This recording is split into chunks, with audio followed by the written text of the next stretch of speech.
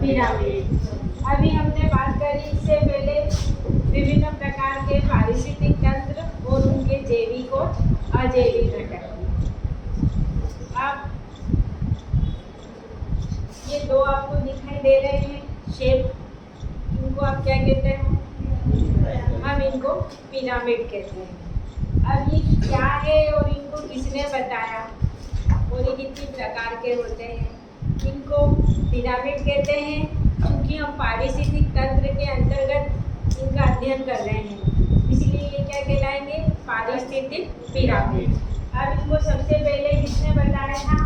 Charles Elton नामक scientist ने इसका अध्ययन किया था या इनके बारे में बात करी थी। इसलिए जितने भी पिरामिड बनेंगे इन पिरामिडों को हम एक टर्म और है एक्टोनियम पिरामिड भी कहा जाता है।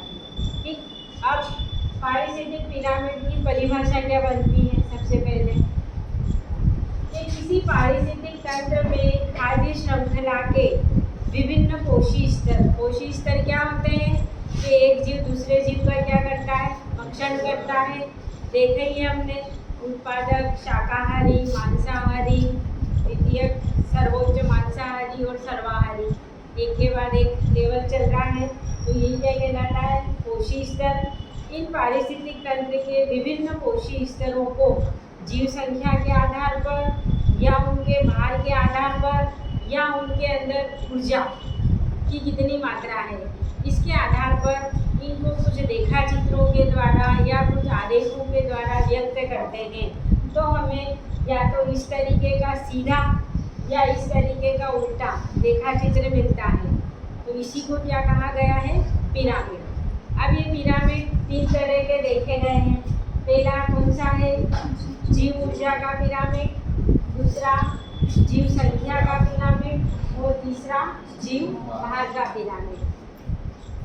अब सबसे पहला पिरामिड हमको देखना है कौन सा? जीव ऊर्जा का। अब इसको पढ़ने से पहले आप लोगों को मालूम होना चाहिए ऊर्जा का 10% नियम मालूम है सबको कि नहीं मालूम है? सूर्य से ऊर्जा जो आ रही है वो पौधों में आ रही है, पौधों से शाकाहारी में, फिर मांसाहारी में, फिर सर्वाहारी में, एक के बाद एक आ रही है। तो ये ऊर्जा की मात्रा लगातार बढ़ती है कि कम होती है? लगातार कम होती है और ऊर्जा का मात्र 10%वां भाग ही एक पोषण स्तर से दूसरे पोषण स्तर में पहुंचता है।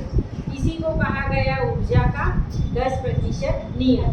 यानी सूर्य से मान लो 1000 किलो जूल ऊर्जा आई है तो उत्पादकों में कितनी चली जाएगी? वो 100, बाकी 900 वायुमंडल में ऊष्मा या ऊर्जा के रूप में विकिरित हो जाएगी। इसके बाद इन उत्पादकों को जिन्होंने भी खाया है, शाकाहारियों ने खाया, तो उनमें कितनी ऊर्जा आएगी? 10 किलो जूल आएगी या 10 किलो कैलोरी, जो भी हम ऊर्जा की क्वांटिटी ले रहे हैं। ठीक, अब फिर उनको जो खाएगा उनमें कितनी आएगी? 1। फिर उनको जो खाएगा उनमें कितनी आएगी? 0.01। यानी एक स्तर से दूसरे स्तर में जाने पे मात्र 10% भाग ही ऊर्जा का पहुंच रहा है। यानी ऊर्जा की मात्रा कुल मिलाकर कम हो रही है। और इसी के अपोजिट एक चीज़ हमने 2-3 बार पढ़ी है, बताइए? जैव आवर्धन पढ़ा है? बायोमैग्निफिकेशन। इसमें इसका ठीक उल्टा होता है कि जो कीटनाशी पदार्थ या दवाइयाँ हैं, केमिकल है, ये एक पोषण स्तर से दूसरे पोषण स्तर में जाते हैं तो लगातार इनकी मात्रा क्या होती है? बढ़ती है। ये दोनों जस्ट अपोजिट है। ठीक है, अब आते हैं हम सबसे पहला पिरामिड कौन सा? जीव ऊर्जा का। अब पारिस्थितिक तंत्र में अब यहाँ पर जैविक घटक की ही बात होगी। ठीक, अब ऊर्जा का पिरामिड बनाना है तो किसको ले रहे हो आप? किसी पेड़ को ले रहे हो कि घास के मैदान को ले रहे हो? बोलो, पेड़ को ले लो।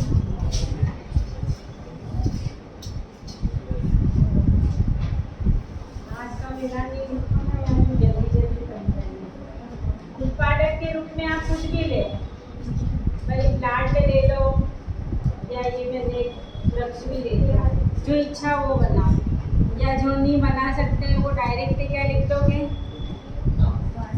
घास, या तो घास के मैदान का या वन का। तो वन का बनाओगे तो ऐसे आपको क्या करना पड़ेंगे, बहुत सारे बड़े वृक्ष बनाने पड़ेंगे, और घास का ले रहे हो तो बहुत सारी घास बनानी पड़ेगी। ठीक, ये आपको जिसका भी मानना हो मान सकते हैं। ठीक, ये बना दिया। अब देखो, इनको खाने वाले कौन रहेंगे? जैसे हम फॉर एग्जाम्पल घास के मैदान में चल रहे हैं। ठीक, यहाँ पर घास के मैदान में कितने घास हो सकते हैं? 1000 2000 घास के पेड़ हो सकते हैं। इतने से एक ही बात कर रहे हैं, बहुत बड़ा नहीं। या 1 लाख पेड़ हो सकते हैं घास के मैदान के, छोटे छोटे। ठीक है, ये लिख दिया यहाँ हमने, ये बना दिए। अब इनको खाने वाले कौन रहेंगे? शाकाहारी। वो क्या रहेंगे? इनके ठीक डबल रहेंगे कि इनसे कम रहेंगे? इनसे कम रहेंगे। मतलब हमारा जो ग्राफ, ये जो आरेख है, ये ऐसा नहीं जाके कैसा जाएगा? छोटा होगा। संख्या कैसी होगी? कम होगी। ये ऐसा बनाया है।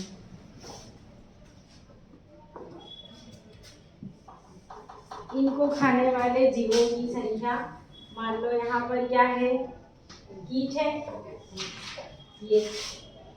और कौन खाएगा इनको? मान लो मेंढक, गिलहरी, जो भी खाएंगे। ठीक, अब उनकी संख्या, इनको खाने वाले जीवों की जो संख्या रहेगी मांसाहारियों की, वो इनसे ज़्यादा रहेगी कि कम रहेगी? इनसे कम रहेगी। तो हमारा जो पिरामिड है वो फिर से कैसे जाएगा? ऐसे लगातार क्या होगा? छोटा होगा। हाँ, इनको किनको खिला रहे हो? चूहा और कब हो गया? हम लोग ही होते हैं। ये सांप, मेंढक तो यार लिख दिया ना। ठीक, अब इनको खाने वाला कौन रहेगा? हाँ, कुत्ता भी हो सकता है, नेवला भी हो सकता है, चील भी हो सकती है। यानी यहाँ पर ये लिख दिया मैंने, चील लिख दिया या नेवला लिख दिया। अब आप देखो, इसमें ऊर्जा की मात्रा कितनी है? 1000 किलो जूल है। इनसे इनमें ऊर्जा कितनी आई? 100। इनमें कितनी आई? और इनमें कितनी आई? यानी ये अभी जो मैंने नियम बताया, 10% नियम, कि एक स्तर से दूसरे स्तर में जाने पे ऊर्जा की मात्रा क्या हो रही है? लगातार कम हो रही है।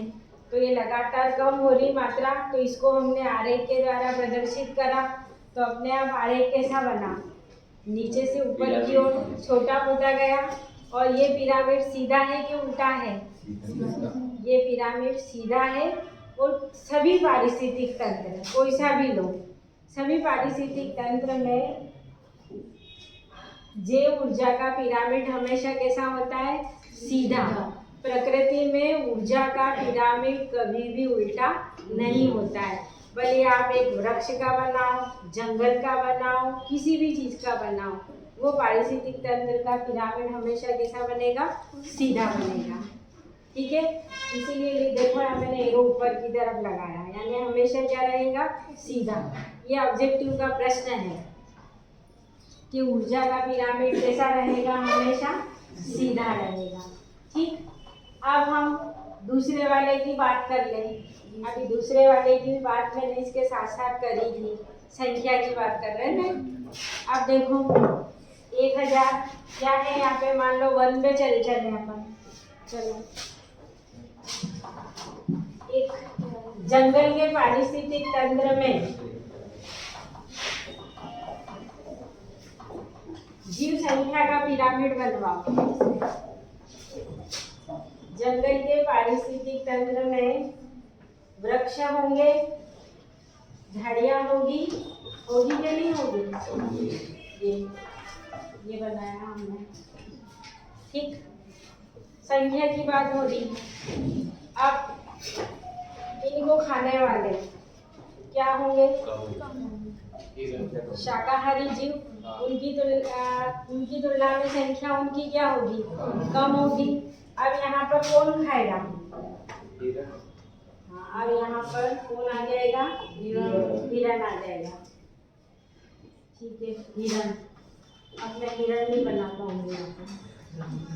हिरण और खरगोश भी हो सकता है।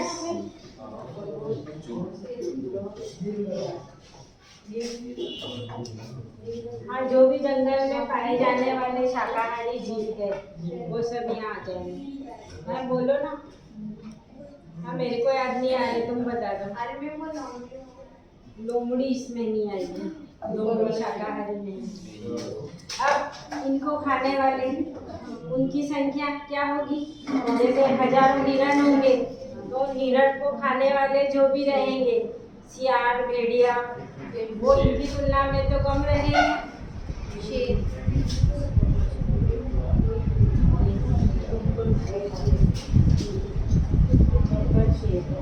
लोमड़ी, सियार, लकड़बग्गा, ये सारे हो जाएंगे मांसाहारी। फिर इनको खाने वाले जितने सियार, लोमड़ी हैं उतने शेर रहेंगे क्या, उनको मर जाएंगे शेर, इतने ही रहेंगे। तो इनकी संख्या लगातार क्या होगी, कम होगी। शाकाहारियों की संख्या ज़्यादा होती है, उनकी तुलना में मांसाहारी कम होते हैं, और उनकी तुलना में सर्वोच्च मांसाहारी की संख्या बहुत कम होती है। ठीक, अभी हमने संख्या के आधार पे बनाया है। अब आप देखो कैसा बना, ये सीधा बना कि उल्टा बना, ये भी सीधा बना। लेकिन यहाँ पर कुछ स्थानों पर आप देखो, मैंने इस एरो को बड़ा बनाया है, इसको छोटा बनाया है। इसका मतलब क्या है, ज़्यादातर, मैक्सिमम, तो जीव संख्या का पिरामिड हमेशा कैसा होता है, सीधा होता है। कभी कभी ये पिरामिड कैसा होता है, उल्टा होता है। पर आप लोग ज़्यादातर यही याद रखो, ये जीव ऊर्जा और जीव संख्या के पिरामिड कैसे होते हैं, सीधे। ये तो हमेशा ही सीधा होगा, ये ज़्यादातर सीधा होगा, कभी कभी उल्टा होगा। ठीक है, इसके बाद अगला जो पिरामिड है हमारा, कौन सा, जीव भार का पिरामिड। अब भार की बात करते हैं।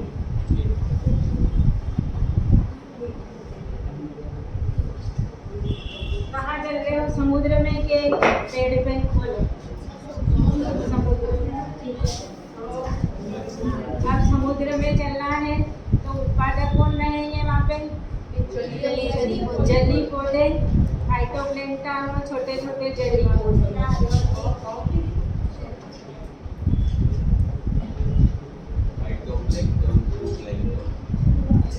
अरे जूप्लैंक्टन डायरेक्ट थोड़ी लिख देंगे यहाँ पे, इसको खाएंगे तो शाकाहारी, सॉरी पहले तो उत्पादक लिखेंगे ना, तो जूप्लैंक्टन कैसे आ गए, पहले फाइटोप्लैंक्टन और क्या हो जाएंगे, जलीय पौधे।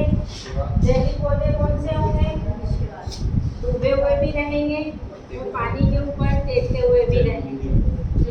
हाँ ठीक, अब देखो, अब इनको खाने वाले जीव, अब यहाँ संख्या की बात नहीं हो रही है, वेट की, भार की बात हो रही है। अब इनको जो खाएंगे, कौन खाएंगे,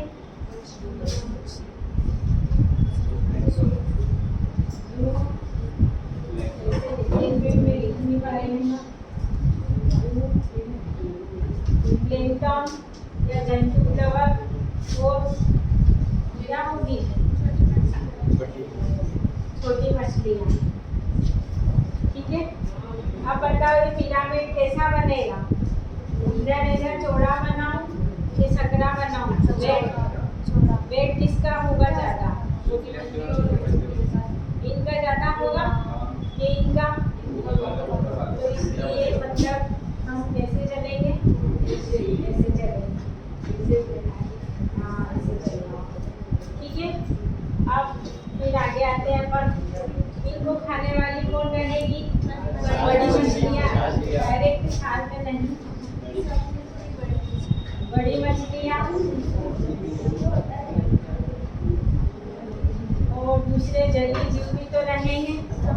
वो सारे जलीय जीव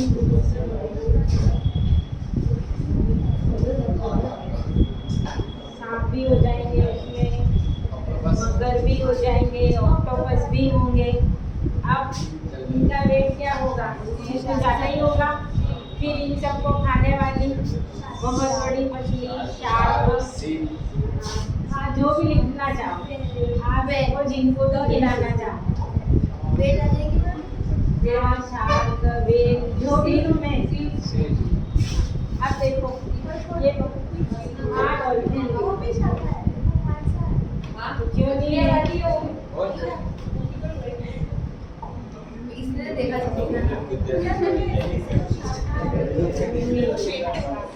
इसी घर पे ना, इसने देख मांसाहारी। चलो बातचीत नहीं। अब ये देखो, ये पिरामिड सीधा बना कि उल्टा बना? उल्टा बना। और यही हमने यहाँ देखा कि जीव भार का पिरामिड कैसा होता है? उल्टा। कभी कभी क्रिटिकल कंडीशन में कैसा बनेगा? सीधा।